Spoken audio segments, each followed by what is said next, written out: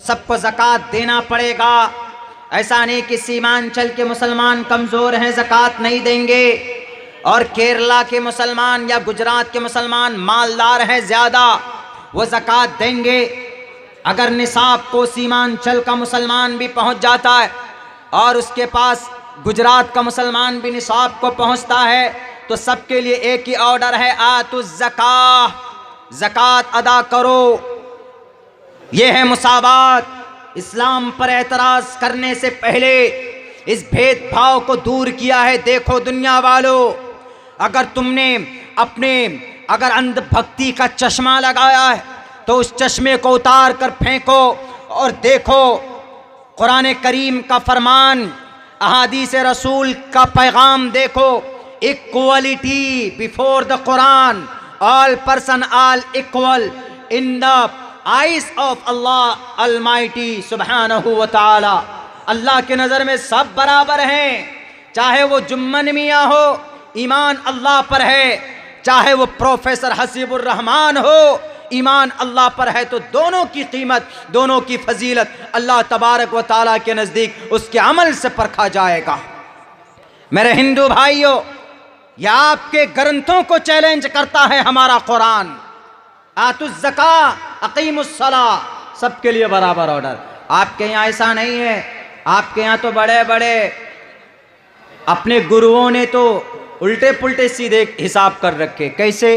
अगर हमारे हिंदू भाइयों में ब्राह्मण होंगे तो वो पवित्र वेदात को पढ़ेंगे, और अगर कोई शूद्र होगा, क्षेत्रीय हो गया, वैश्य होगा, अगर कोई क्षेत्रीय है तो वो खिदमत करेगा, और अगर कोई शूद्र है तो वह आदिवासी बनकर रहेगा।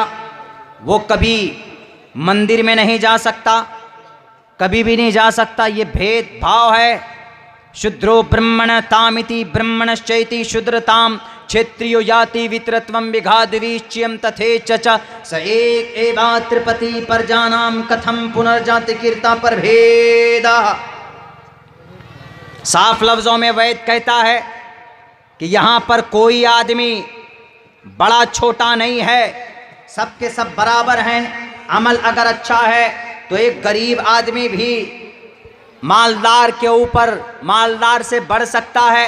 कौन कहता है? परमात्मा कहता है। हमारे नबी ने भी यही पैगाम दिया है, ला फज़ल लिअरबिय्यिन अलल अजमी। किसी गोरे को काले पर, काले को गोरे पर, मालदार को अमीर पर, अमीर को मालदार पर कोई फौकियत हासिल नहीं है। मेरे भाइयों, एतराज़ करने वालों, एतराज़ करने से पहले हमारे कुरान के अहकामात को टटोलो, कुरान के फरमान को पढ़ो, नबी की ज़िंदगी का मुताला करो।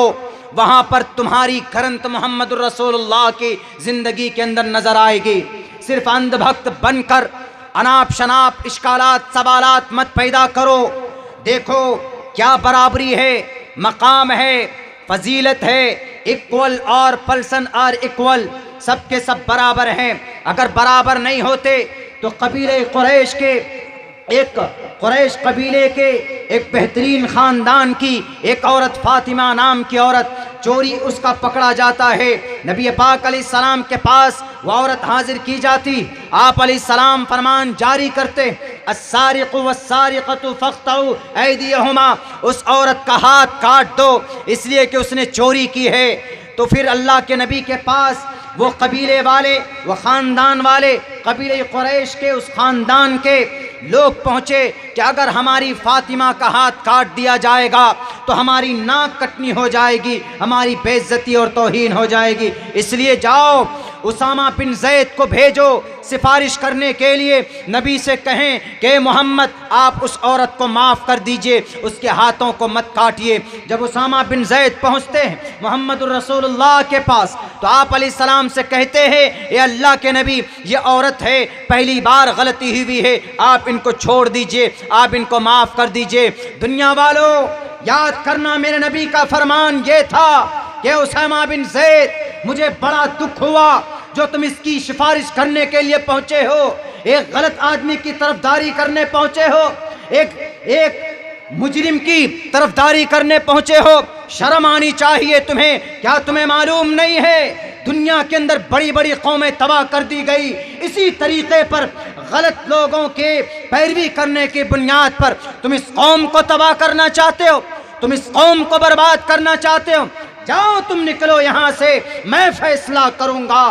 बिलाखिर उस औरत का हाथ काट दिया जाता है और अल्लाह के नबी ने कहा कि उसामा, ये तो फातिमा है, ये तो कुरैश के किसी घराने की औरत है। इनकी जगह पर अगर मेरी अपनी बेटी, मेरी लख्ते जिकर अगर फातिमा बिनते मोहम्मद भी चोरी करती तो ये मोहम्मद इब्न अब्दुल्ला एक कदम पीछे नहीं हटता, उसका भी हाथ काट देता। इसलिए कि मेरे रब का फरमान है, इस्लाम के अंदर कोई भेदभाव नहीं। आज देखो दुनिया में अगर कोई मिनिस्टर का लड़का अगर किसानों पर गाड़ियां चला देता है तो 5 दिन तक उनकी अरेस्टिंग नहीं होती है। और यहाँ पर जनाब अगर कोई चला जाता है त्रिपुरा की हालत को दिखाने के लिए तो उसके ऊपर UAPA डालकर अंदर कर देते हैं। क्यों? क्योंकि वो कमजोर है और उधर मंत्री जी का बेटा है, कुर्सी खसक जाएगी पीछे से अगर उसके ऊपर उसके हाथ में हथकड़ी डालेंगे। आओ इस्लाम के निजाम को देखो, मसावात, बराबरी, औरत हो के मर्द हो, all person all equal in the side of the Quran. ये तो तुमने बनाए, ये बड़ा, ये छोटा, इस्लाम के अंदर इसकी कोई अहमियत और कोई हैसियत नहीं। मेरे भाइयों, साफ लफ्जों में कहा मुहम्मदुर रसूलुल्लाह ने, मैं अंधकार को मिटाने के लिए आया हूं इस धरती से। अल्लाह तबारक व ताला ने मुझे भेजा इस भेदभाव को ख़त्म करने के लिए और इस नफ़रत को दूर करने के लिए। और आज उसी कुरान पर और उसी अहादीस पर एतराज़ दर एतराज़ कर रहे हो। पता नहीं है तो पढ़ करके देखो, मोहम्मद रसूलुल्लाह की पूरी ज़िंदगी उठा करके देखो। सहाबाए कराम पर इल्ज़ाम लगाने से पहले उसको टटोलो, जुर्म क्या है, गुनाह क्या है उनका? कोई गुनाह नहीं है, नहीं जी इल्ज़ाम लगाएंगे। अरे इस्लाम के तरह अदालत, मसावात, बराबरी दुनिया के अंदर आज तक किसी कौम ने नहीं किया। ये याद रखना होगा तुम्हें,